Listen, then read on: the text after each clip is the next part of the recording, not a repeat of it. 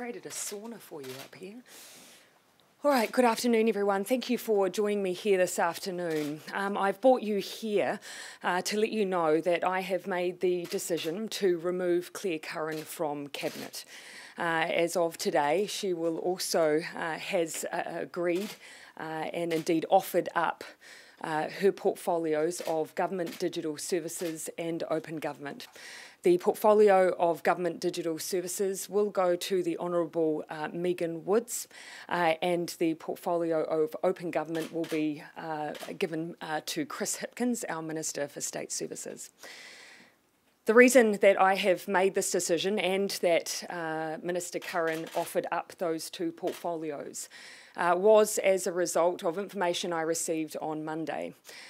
Minister Curran had a meeting in February which she did not include in her diary and which was subsequently not included in a written question that was answered to the opposition. The meeting in question was held between herself and a Mr. Derek Henley. Mr. Derek Henley wanted to meet with Minister Curran to express and to ask questions about the role of Chief Technology Officer. That was a role that was advertised at the end of last year, but was not subsequently filled. It was re-advertised earlier this year. The fact that Minister Curran met with Derek Henley, who became a candidate in that role, in and of itself is not the issue. People all of the time who wish to look into the potential of applying for roles will seek further information from potential employers. The issue here is that Ms. Curran failed to record that meeting and failed to subsequently include it in a written question. That creates an impression and a perception that lacks transparency, and that is not something that I will tolerate, particularly from a Minister for Open Government. This also was the second time that we had such an offence from the Minister. She herself acknowledges that she has not met the expectations she set herself or the expectation she has of herself as a minister in this government, hence the reason she has offered up those two portfolios. I made a decision to remove her from Cabinet because she also has not met my expectations. I believe that this is a proportionate response to what is a failing on her part. I expect her now, over the next period, to continue to work in those portfolios of broadcasting and associate ACC and continue to perform in those roles. But it is, of course, a message to all members of my government around the expectations that we have of them, and they are high. Minister Curran has lost two portfolios she cares deeply about. This is a significant demotion, but I think it is proportionate to the incident that has occurred here. But she keeps broadcasting? She does keep broadcasting. I've chosen specifically, as she has done, to focus on the removal of government digital services because I do not want any questions raised over the issue of Chief Technology Officer and any question of perception around Chief Technology Officer that will now report to Minister Megan Woods. But as you said, it's her second offence, and the first offence had something to do with her broadcasting. This issue, though, however, is about the fact it simply wasn't recorded in a written question. That is the offence at hand. The fact she had the meeting in and of itself, again, is not the issue. She failed my expectations. This is a significant demotion. I have removed her from Cabinet. That is a proportionate response. So you have confidence in her? In her ability to maintain the portfolios of broadcasting and ACC, yes. I was not happy with any questions being raised over the appointment process we're currently undergoing for the Chief Technology Officer. That is why she will not be the Minister for Open Government and she will not be the Minister for Digital Services. Does she deserve to be a minister at all? The second time she's committed the same offence. Again, she failed to record down a meeting that happened in the evening and failed to include her staff in that. Absolutely, that was a failing on her part and she is being demoted because of it. A second failing, does she deserve to be a minister? She has been demoted from Cabinet. That is a significant response. What reason did she give for not recording it? Again, in this case, of course, it was not malicious. I've looked at the process that's been engaged around the Chief Technology Officer, and I'm confident it has been a robust process. Simply, this was a meeting that was organised informally and was not included. It should have been, and this is the consequence the Minister will face as a result. And does she know him? I believe this was the first time they ever met. What's her response been to your decision She absolutely accepts that she has not met my expectations. She's not met her own. And as I say, she relinquished those portfolios, but my expectations are a higher bar, and that's the reason I've removed her from Cabinet. What is her reasoning behind failing to record that meeting? She simply cannot recall the reason why it was not included in her diary. And then why wasn't familiar to her yeah. excuse from last time. Again, she simply cannot recall why it was not included. Again, that's not good enough. That's why she's being removed from Cabinet. And then why not, it's the exact same thing with the written question as well, why not make sure she gets it right? Why is her staff not making sure? Again, these, to give you a sense of the timeline, this happened in February and the written question was asked in March. It should have been recorded. That's the way to prevent these mistakes from happening. That's the way to prevent any perception of wrongdoing. The Minister didn't do that. She is now paying the price. Are any of her staff going to face any consequences? No, she is taking full responsibility for this issue herself. This was in February and March. When did you find out about this? I found out on Monday. That's the point at which the Minister also realised the omission had been made. Why did you wait till Friday then? I wanted to make sure that the process around the Chief Technology Officer was robust, that we had gone through all due process, that it was rigorous. I also wanted to transfer the remaining part of that process to the Minister of State Services. He will oversee it and now see it through. I also wanted to ensure that DIA had acted appropriately in its dealing of the appointment. I also wanted to make sure the warrants were successfully passed on to 2 alternative ministers. There simply was a lot of things I wanted to manage before announcing the final result of this issue. So when did you complete all of those tasks? Could this have been announced? I signed out the ministerial... Cynical that you're doing it at 4 o'clock on a Friday in a recess. You'll have to appreciate that, of course, I've done it as soon as I was able to finalise those issues. Of course, the issues that have happened today are external to the ones that I'm dealing with as the leader of this government. They happen to be timed at the same time. The warrants that I re-signed out happened this afternoon. I think probably about 2 o'clock I was able to sign out the new warrants. Given this is her second offence, people may say, why are you backing her? Why do you say We also, look, is she competent? you have to also keep in mind there are many corrections of written questions over a given period of Parliament. But this minister has to hold herself to a higher bar. She was the Minister for Open Government. It was the second time. That is why she's being removed from Cabinet.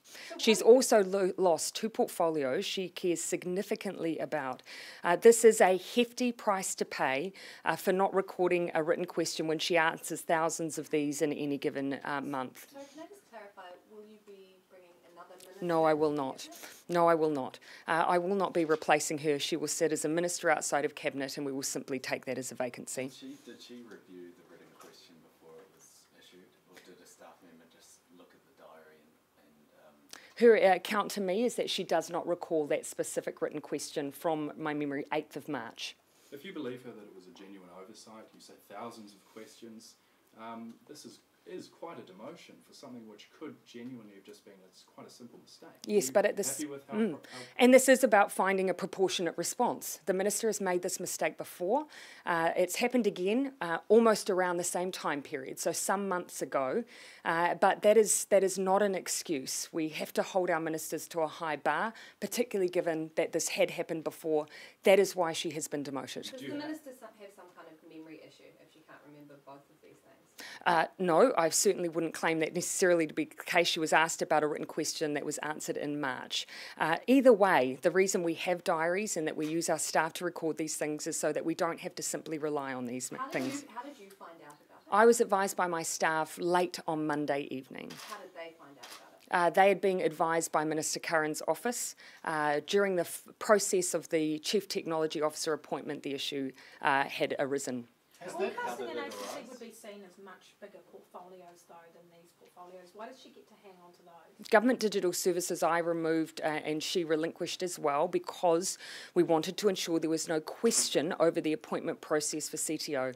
And it's simply not credible to have her in the role as Minister for Open Government. The remaining 2 portfolios, I expect the Minister now perform in outside of Cabinet and demonstrate that she should continue to hold those roles. Is she on the How board? did it arise in the process? You said the issue arose. How did it actually come up? I believe it was a conversation working through when the Minister had first ever had contact with one of the candidates in the CTO role. When you asked the minister about it, was she completely upfront with you? Yes, absolutely.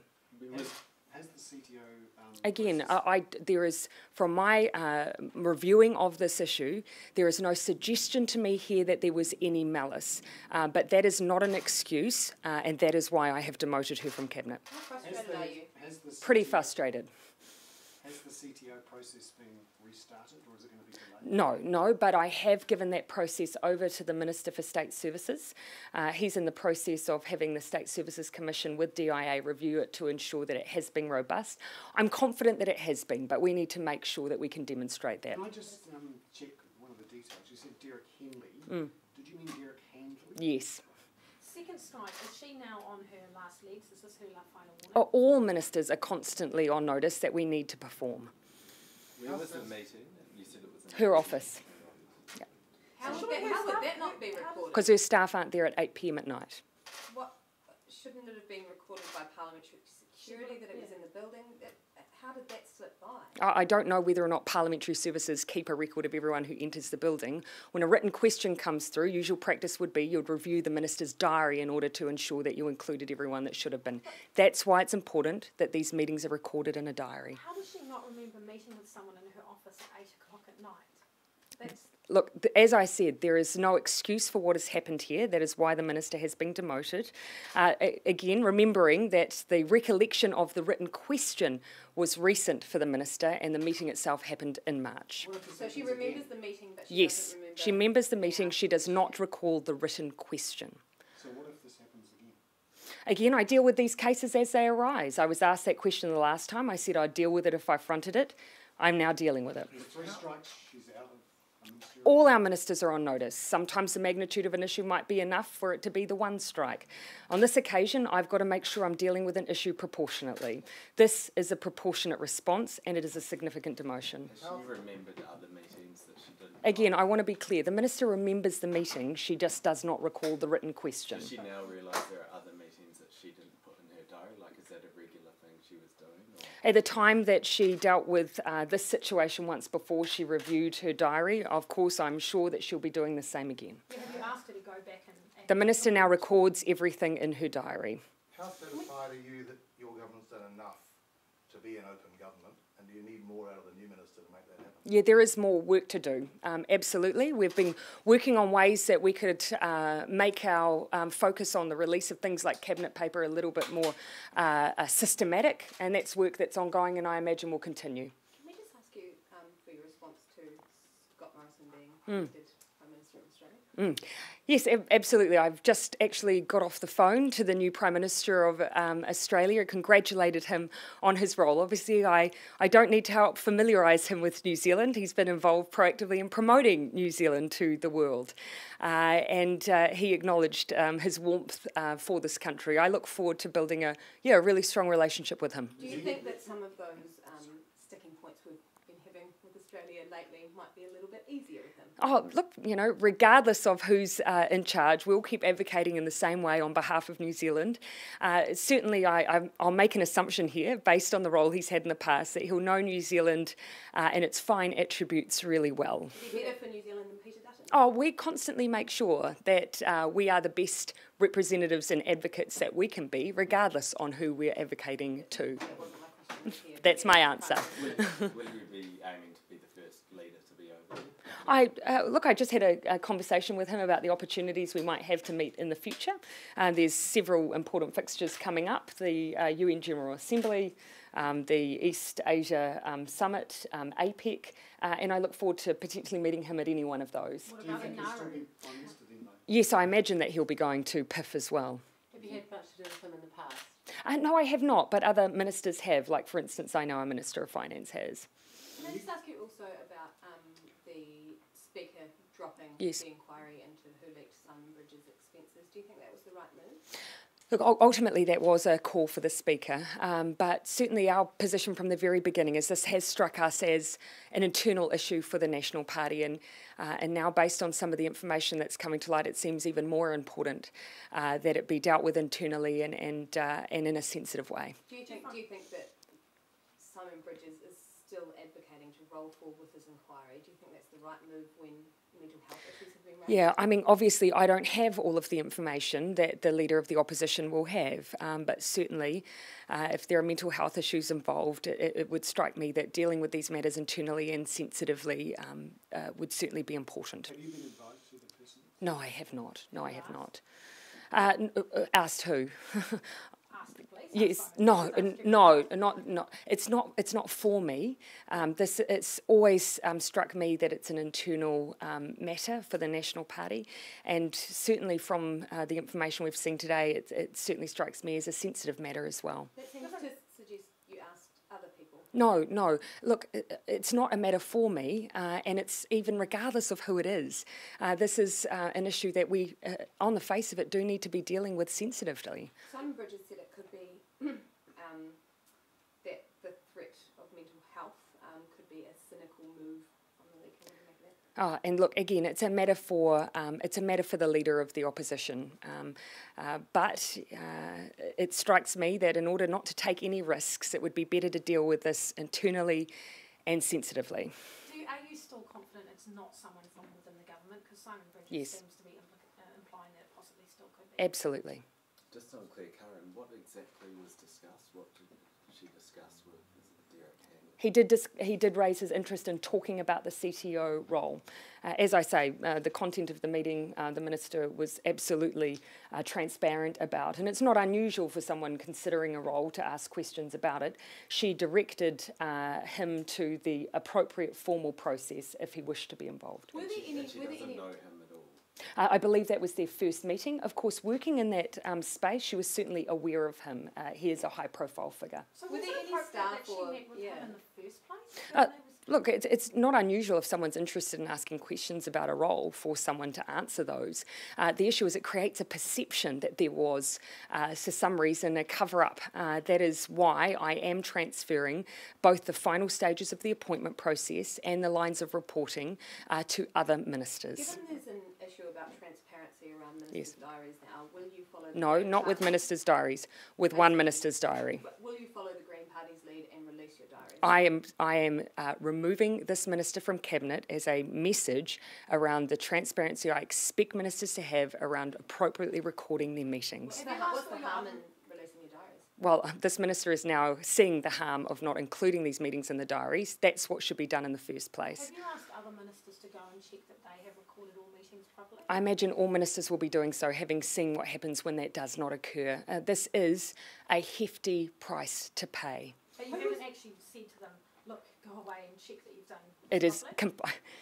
it is completely obvious to ministers they need to do that, and it will have been obvious from the first moment we've had this issue arise. And I'm happy if it's required to say it out loud, to say that out loud, but it is very obvious to them how important that is. But clearly it wasn't obvious to Claire Curran, so doesn't that just bring her judgment? It was. She made a mistake. She's paying the price. Can I just ask who was at the meeting? Was it just Claire Curran Yes. and Derek Hanley? Yes. Is that usual for ministers to be meeting Simply in the as daytime our- at 8 p.m. without officials? Simply as a scheduling issue, I understand. But again, as I say, there is an issue here with the fact that her officials and her office, regardless of who was there, didn't know about it. She's now paying the price for that mistake. Do you think she should be taking officials to these things? Look, there will be occasions when ministers will meet. They work much longer often than their office staff. There will be occasions when that occurs, but they should be properly recorded. Did So she wouldn't meet with... it make sense, though, to proactively release these diaries rather than play ducks and drakes with all these written ministerial questions? And ministers obviously do respond to answers around their diaries and their commitments. This minister is now paying the price for not having been accurate around that release. Did she meet with anyone else interested in the role? My knowledge is that she has met in the past and known some of the other candidates in this process before, yes. Just take another couple of questions. Where are things at with the appointment of the CTO? It's in its final stages, which is why we have asked the State Services Commission to do a check on the DIA process to ensure it has been robust. Has someone been selected for the role? It is nearing its final So stages. someone had been selected. It's nearing its final stages, and we are making sure that it has been a robust process. Will Derek Hanley still be considered for that role? We're nearing the end of stages of that process. We're likely to make an announcement on it next week, I imagine. Cool. Thanks, Rob. All right, thanks everyone. Thank you.